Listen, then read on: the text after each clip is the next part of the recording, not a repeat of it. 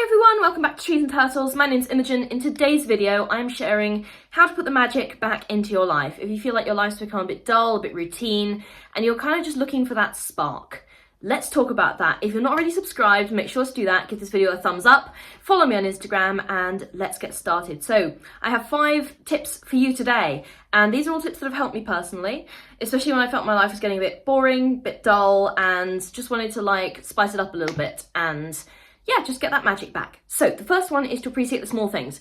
Now, what do I mean by appreciating the small things? I mean that things we often take for granted, things that we might even get a little bit irritated about sometimes, are actually things that we can find a lot of joy in. So I'll give you an example. This happened yesterday. So I hate washing up, okay? I hate washing up and I hate cleaning my kitchen. So I don't like doing that. And obviously, because I am the only person who lives in my house, I have to do that. And I was washing up yesterday and I was like, oh, I hate washing up, I hate washing up, I hate washing up. And then I thought to myself, I should actually be grateful that I have my own kitchen to wash up in. That, I have dirty dishes because that means I had a nice meal, okay? I should be grateful that, whenever something breaks, I can replace it in my kitchen. And, I just sort of saw all of the components of this task that I was annoyed about.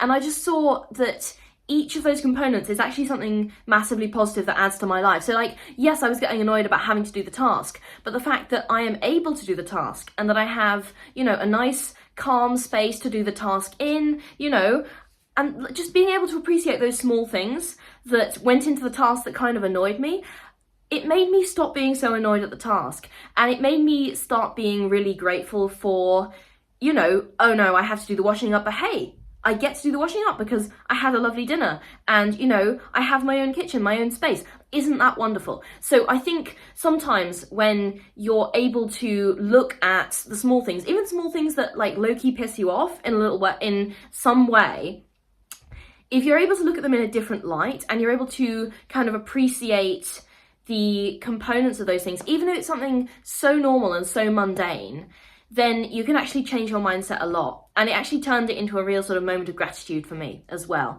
Not that I don't usually appreciate the circumstances of my life, but it did make me appreciate it a lot more. So appreciate the small things and try and deconstruct them for yourself in that way. Just look at a situation, and whether it's one that you're annoyed about or whatever your feeling is about the situation, look at the components of that situation, all the small things that have added up to get you there.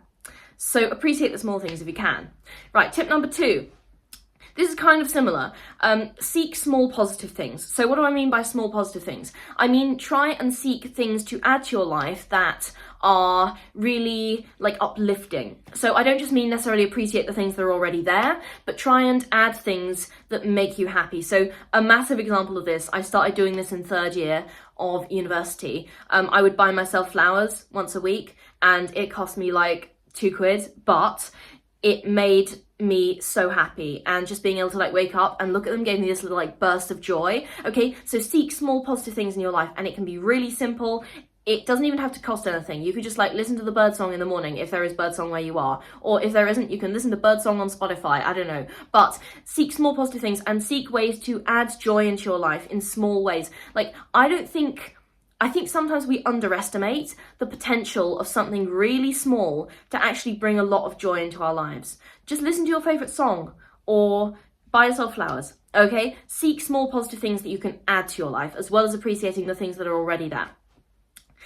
All right, number 3, appreciate nature. Okay, so I talk about this a lot in my mental health videos, but it is really important. And okay, I am a bit of a nerd for nature.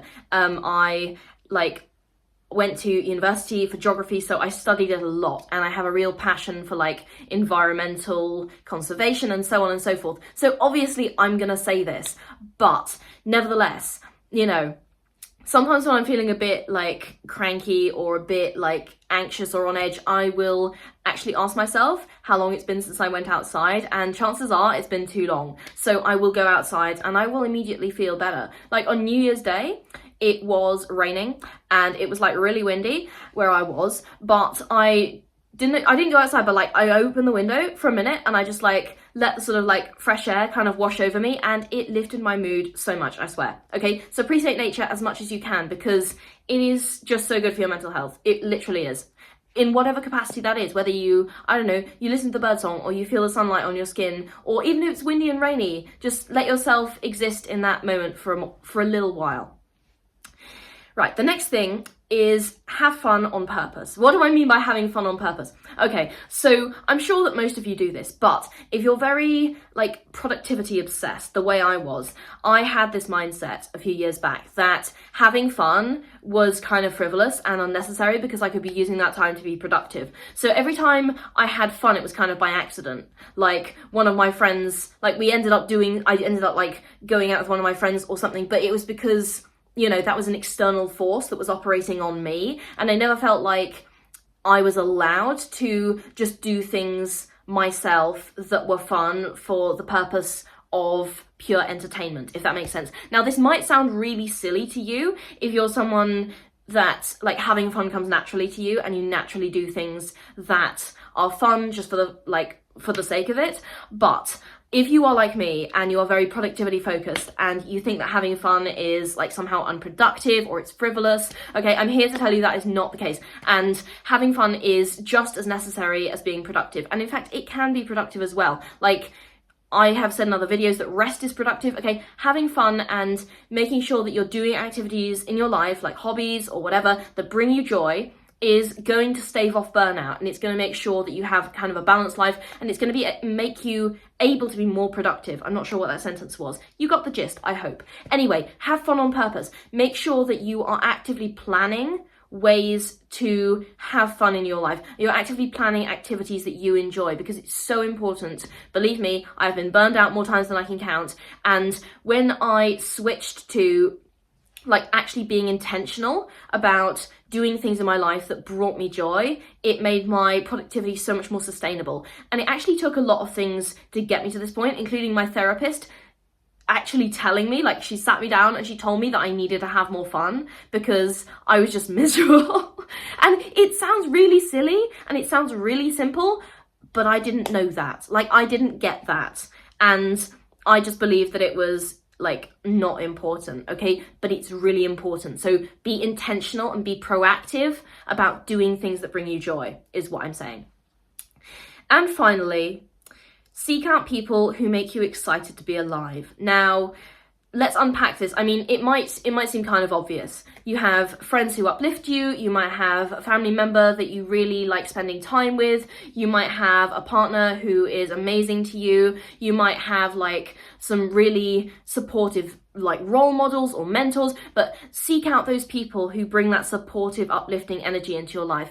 I think sometimes when we've lost the magic in our lives, it's become very routine, then we've failed to really nurture those connections which make life kind of sparkle. Okay, now I don't know about you, but whenever I spend time with one of my close friends, it's like I see the world in a renewed way, like through their eyes almost. Like sometimes I'll be with one of their friends and they're like showing me like one of their hobbies, or they're telling me about something that's one of their like particular interests, and they're teaching me something, or they're bringing something extra to my life that just fascinates me, because to be able to see the world through someone else's eyes is really a gift. And be around people who make you excited to be alive, because that energy is infectious. And I've had it work both ways. Like I've definitely seen this happen. Like my friends are amazing and they have so many interests and talents that are completely different to my own. And being able to see what sort of makes them excited to get up in the morning is